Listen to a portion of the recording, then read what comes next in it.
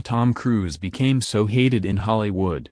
Over the course of more than 35 years, Tom Cruise has evolved from a floppy-haired heartthrob into one of the most powerful and polarizing figures in Hollywood. He flew straight into the hearts of female viewers the world over as Pete Maverick Mitchell in aerial romance Top Gun, 1986, and he won the male vote as Ethan Hunt in the stunt-laden Mission Impossible franchise, 1996. Gradually building a reputation as one of the film industry's genuine megastars. But somewhere along the way, the love Cruise had grown accustomed to began to fade, and the public's perception of him changed drastically. Once the man that every guy wanted to be and every girl wanted to be with, the name Tom Cruise has since come to mean something completely different on both sides of the gender divide. But why? This is how Cruise became so hated in Hollywood. People grew skeptical of his beliefs. Acting aside, Cruise is best known for his passionate advocacy of the Church of Scientology. He credits the faith with helping him overcome dyslexia and plays an active role in the controversial church. Cruise was introduced to Scientology by his first wife, actress Mimi Rogers, whose father, Phil Spickler, was a prominent member of the movement. According to a Radar Online interview with ex-member Nancy Meny, Cruise was targeted by the church. "I knew some of the people who kid-gloved him into becoming a member," she said. The manipulation is often unseen or unnoticed by the person being manipulated. While no sane person will hate someone based solely on their faith, Cruise's perceived hypocrisy when it comes to Scientology often grinds people's gears. The A-lister made headlines when he tried to have an official video of him ranting about the privilege he felt as a Scientologist removed from YouTube. He started getting involved in politics.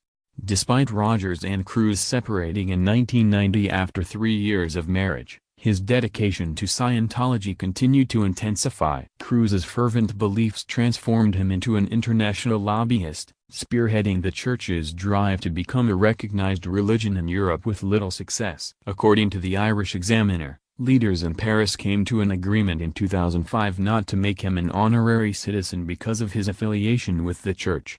Cruise's mission didn't fare much better in Germany. The BBC reported in 2007 that the country was refusing to allow World War II thriller Valkyrie, 2008, to be shot on its military sites because of the Hollywood star's affiliation with Scientology. While the government did finally soften its stance and allow the production access, German religious leaders were not so welcoming, with a chief spokesman from the Protestant Church comparing Cruise with Nazi Minister of Propaganda Joseph Goebbels. Spokesman Thomas Scando claimed Valkyrie would have the same propaganda advantages for Scientology as the 1936 Olympics had for the Nazis. He's been divorced 3 times. Not long after splitting from Rogers, Cruise tied a knot with Days of Thunder, 1990. Co-star Nicole Kidman. That duo became the Hollywood power couple of the 90s. But when their union ended after 11 years, it marked the beginning of the end for Cruise's untarnished public image. After his brief relationship with Vanilla Sky, 2001, co-star Penelope Cruz, the Church of Scientology allegedly launched a secret auditioning process to find Cruise a new wife. According to Vanity Fair, English-Iranian actress Nazanin Boniadi was selected as a suitable match, but then reportedly booted months later in favor of actress Katie Holmes. The Dawson's Creek, 1998 03 star became Cruise's third wife, marrying him in a fairy tale ceremony in a 15th-century Italian castle, and thus, Tomcat was born. Less than 6 years later, Holmes filed for divorce, with the Daily Mail reporting she feared their daughter, Suri, would be brainwashed by Scientologists if she didn't end her marriage and get her kid out while she still could.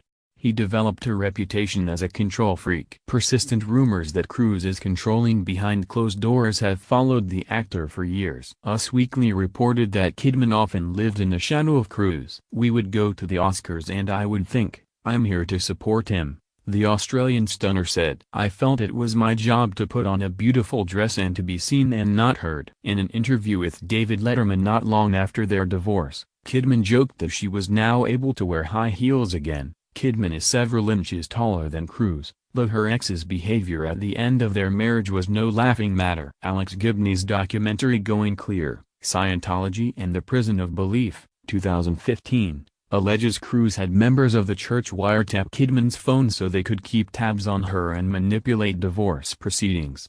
According to the Daily Mail, Cruise became even more controlling in his next marriage, reportedly telling Holmes exactly what she could wear and who she could see. As if to show solidarity with Kidman, one of Holmes' first public appearances after her separation from Cruise was in a pair of 4-inch heels.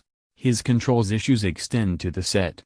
Cruise's alleged control over his exes pales in comparison to claims of his disastrous micromanagement of his films. As Variety reports, Cruise's reboot of The Mummy, which they claim has gotten brutal reviews, is the latest of his films to be negatively impacted by his interference. According to insiders, Cruise revamped the entire script, heavily influenced the direction, editing, and even marketing of the film, which produced a dismal $32 million domestic opening weekend. International returns have been better, though insiders still doubt the film will recoup its combined production and marketing costs, and The Mummy wasn't the first film tainted by Cruise's obsessive meddling. According to actor R. Lear May, collaborator and friend to the late director, Stanley Kubrick, the failure of Eyes Wide Shut was also due to the star's ego-tripping. May told Radar Online, via The Guardian, that Kubrick had confided in him that he felt the film was a piece of st,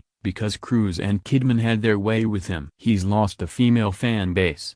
Telling women what they can and can't wear is one way to make yourself extremely unpopular among the female demographic, but telling them how to give birth is a different kind of insult entirely. When Holmes was pregnant, Cruise was forced to address rumors that he was demanding his wife give birth in complete silence, a practice Scientologists believe prevents permanent psychic scars caused by a negative vibe at birth. According to ABC News, Cruise was even rumored to have had a special pacifier made to keep Holmes quiet during delivery, though the A-lister insisted the church's silent birth method isn't as strict as many believe.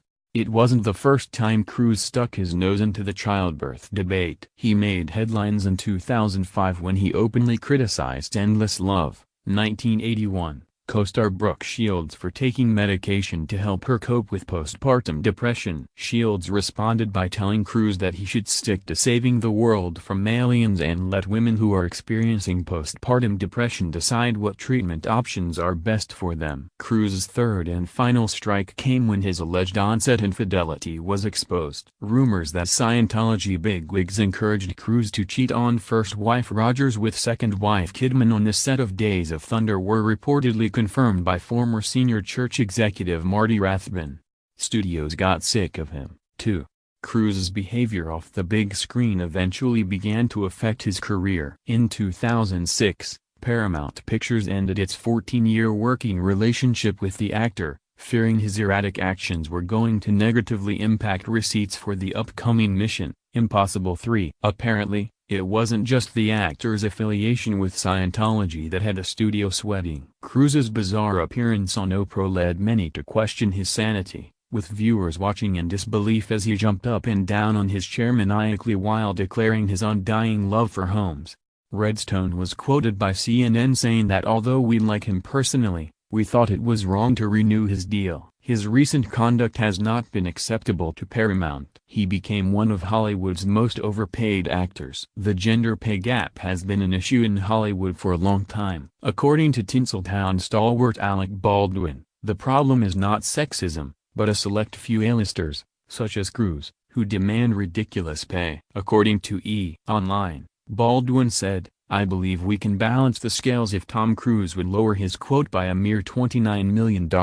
I realize this may be a bit unfair since he's not here to defend himself and I really don't want to put this all on one man, but if I had to, that man would be Tom Cruise." Cruise didn't seem to take notice. The Hollywood Reporter revealed in 2016 that Mission: Impossible 6 hit a roadblock in the form of Cruise's hefty wage demands. With disagreements over back-end profit delaying production, it's now scheduled for a 2018 release. In fact, Forbes named him one of the most overpaid actors of 2015, returning just $13.60 for every dollar he was paid that year. He's become too powerful for his own good. Despite questioning the diminutive star's profitability, Forbes is well aware of the influence Cruise holds, naming him the most powerful actor on a number of occasions. He topped the list in 2006 after War of the Worlds, 2005, Cleaned Up at the box office, and again in 2012 after Mission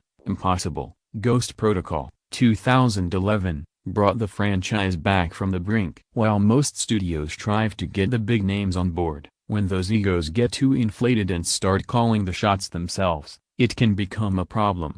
Cruise's reputation now precedes him, but Cruise has had better luck cracking the increasingly lucrative Asian market. Japan's crush on Cruise exploded into a full-on affair after the release of 2003's The Last Samurai, with the country declaring a national holiday in his honor. October 10th was named Tom Cruise Day, a celebration that apparently involves some pretty bizarre Cruise cosplay. He's tried to convert other celebs. Devoting one's life to a faith created by a science fiction writer is all well and good, but trying to coerce other A-list celebs into doing the same sounds, to many, like propaganda. Former high-ranking Scientologist Gary Moorhead told the Daily Mail that Cruise had an unhealthy obsession with David Beckham and viewed the British soccer star as the ideal convert. That conversation never came to pass, but it allegedly wasn't for a lack of trying on Cruise's part. According to the 2015 report, in an attempt to lure Beckham to Scientology headquarters, Cruise ordered Sea Org members to create a full-size soccer field. It was all for nothing,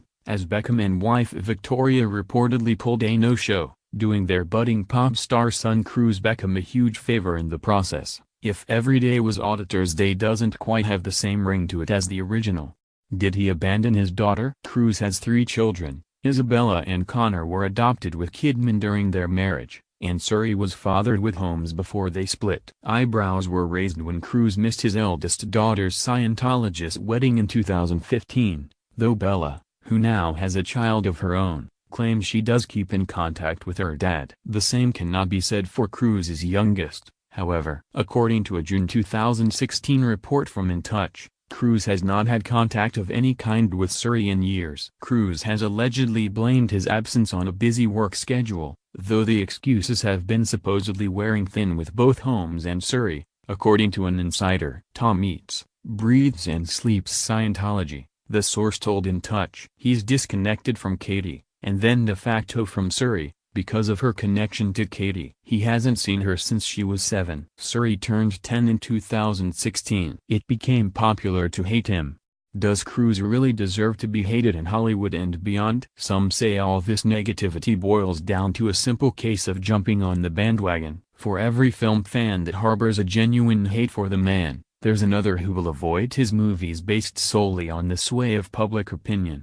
Still, the old adage "there's no such thing as bad publicity" seems to ring true in this case. Gossip has followed Cruise his entire life, yet his star power has continued to prevail. Despite his questionable beliefs and erratic outbursts, Cruise remains in high demand, reaffirming his position as one of the industry's top leading men. He continues to regularly release blockbusters, and while some have failed to recoup their huge outlays domestically, all have pulled in profits from the worldwide market.